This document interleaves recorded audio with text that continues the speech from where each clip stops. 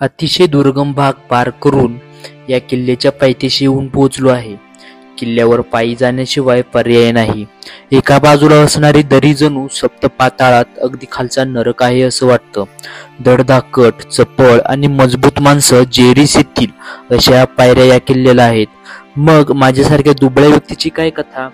हा किल्ला आकाशाशी स्पर्धा करणारा आहे. एवढ्या अवघड आणि वेड्यावाकड्या वाटेनं किल्ल्यावर कोणीही चढून दाखवावे.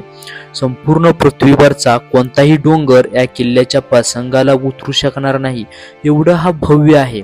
हे शब्द आहेत किल्लेदार खानाचे. किल्लेदार खान हा एक मुघली सैनिक. त्याला जेव्हा महाराष्ट्रातल्या एका किल्ल्याची जबाबदारी मिळाली तेव्हा त्याने घाबरून एक पत्र लिहिलेलं आणि अवस्थेचं वर्णन केलेलं. या किल्ल्याचं नाव तोरणा. छत्रपती शिवरायांनी स्वराज्याचं तोरण ज्या किल्ल्यावरून बांधलं ते गरुडाचं घरटं. शत्रूलाही धडकी भरवणारा तोरणा शिवरायांनी स्वराज्यात आणला. बेलाग तोरण्याला आपलं बलस्थान बनवलं. त्याच बलाढ्य अशा तोरणा किल्ल्याचा इतिहास आपण या भागात जाणून घेणार आहोत. राम राम मंडळी, स्वागत आहे तुमचं आपल्या नवीन एका व्हिडिओमध्ये. महाराष्ट्रासह जगाचे स्फूर्तिदाता असणारे व्यक्तिमत्व म्हणजे छत्रपती शिवाजी महाराज. तर शिवाजी महाराजांनी 16व्या वर्षात स्वराज्य स्थापनेची शपथ घेतली. त्यांच्या वयाच्या 50व्या वर्षापर्यंत बरेच किल्ले त्यांनी जिंकून घेतले. तसेच आपल्या दूरदृष्टीने अनेक किल्ल्यांची त्यांनी नवनिर्मिती देखील केली.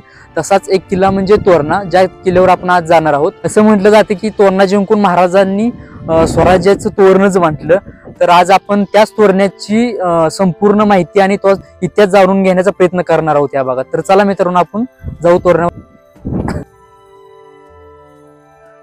तोरणा हा किल्ला पुणे जिल्ह्यातील एक दुर्गम व विशाल किल्ला आहे. अशी तोरणा किल्ल्याची ख्याती सर्वदूर पसरली आहे. तोरणा किल्ल्याला प्रचंडगड असे देखील म्हटले जाते. पुणे जिल्ह्यातील वेल्हे तालुक्यामध्ये तोरणा हा किल्ला स्थित असून पुण्यापासून अवघ्या 60 किलोमीटर अंतरावर हा किल्ला वसलेला आहे. तोरणा किल्ल्याचा इतिहास असा की शिवाजी महाराजांनी सर्वप्रथम स्वराज्य विस्तार करण्यासाठी तोरणा किल्ला जिंकून स्वराज्याचे तोरण बांधले. हॅलो मित्रांनो, आपण विल्हे गावात पोहोचलो आणि तिथं गाडी वगैरे पार्क केली आणि गाडी पार्क करून आता आपण गड चढायच्या मार्गाला लागलो आहे. गाडी पार्किंगसाठी 30 रुपये फी आहे एका गाडीसाठी. तर आम्ही गाडी पार्क करून आता गड चढतोय आणि आता सध्या पाऊस वगैरे असल्यामुळं ना रस्ता असा स्लिपरी टाईप झाला आहे. त्यामुळं चालताना थोडं जपून जावं लागणार आहे. तुम्हाला रस्ता पण दाखवतो मी. गाडी तळापासून पुढे आल्यावर आपण किल्ल्याच्या दिशेने निघालो. आता सध्या मान्सून चालू असल्यामुळं कुठेही ट्रेकिंग करताना योग्य ती काळजी घेतली पाहिजे. आम्ही काही वेळ चालून पुढे आलो. सगळीकडे धुक्याने चादर पांघरलेली आणि पावसाच्या सरी रप रप करून अंगावर आदळत होत्या. काही अंशी खूप छान वाटत होतं. दमही लागत नव्हता. आम्ही निसर्गाचा आनंद लुटत काही ठिकाणी थांबून निसर्गाला कॅमेऱ्यात कैद करण्याचा प्रयत्न करत पुढे जात होतो. काही ठिकाणी रस्ता दमछाक करणारा तर काही ठिकाणी उंच चढणीचा. आजूबाजूला रेलिंग असल्यामुळं थोडा सपोर्ट भेटायचा. सगळ्यात भारावून सोडणारी गोष्ट म्हणजे वाटेत जाताना लहान लहान धबधबे आपल्याला खुणावतात. त्यांच्या जवळ येण्यासाठी मंजूळ आवाज काढत दगडांवर आपटतात.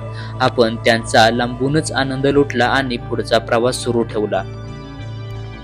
जवळजवळ 2 तासांची पायपीट करून आम्ही गडाच्या पहिल्या दरवाजाजवळ येऊन पोहोचलो, तो म्हणजे बिनी दरवाजा. तिथून काही अंतर चालून पुढे आल्यावर आपण गडाच्या दुसऱ्या दरवाजाजवळ म्हणजेच महादरवाजाजवळ येऊन पोहोचतो. या दरवाजाला गोमुख दरवाजा असं देखील म्हटलं जातं, कारण तो गायीने मान वळवावी अशा आकाराचा आहे. या दरवाजाचं बांधकाम वैशिष्ट्यपूर्ण आहे. पूर्ण वळसा घालून आल्याशिवाय दरवाजा कुठं आहे हे कळणं मुश्किलच आहे. महादरवाजापासून पुढे आल्यावर गडाचा नकाशा व काही माहिती फलक दिसतात. ते बघून आम्ही उजव्या बाजूला असणाऱ्या खोकड टाक्याजवळ आलो.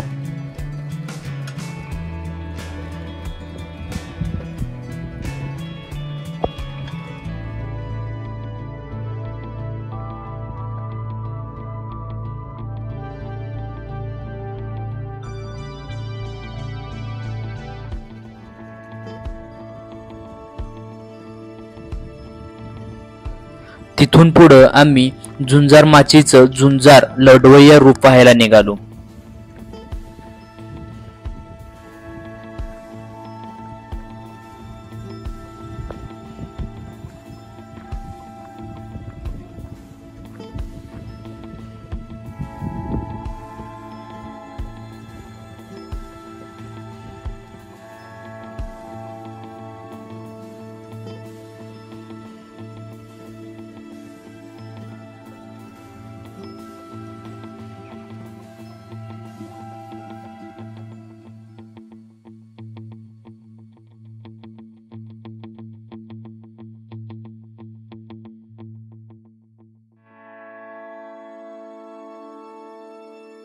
पण गडावर पाऊस आणि धुकं यामुळं तुम्हाला जास्त डिटेलमध्ये सगळी पॉइंट दाखवणं जमलं नाही.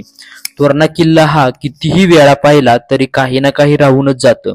त्यामुळं आम्ही फक्त निसर्गाचा आनंद लुटला आणि संपूर्ण गड पावसात बघून परतीच्या प्रवासाला निघालो. पावसाळा संपल्यानंतर परत एकदा हा राहिलेला किल्ल्याचा दुसरा भाग तुम्हाला दाखवण्याचा पुरेपूर प्रयत्न करू. धन्यवाद.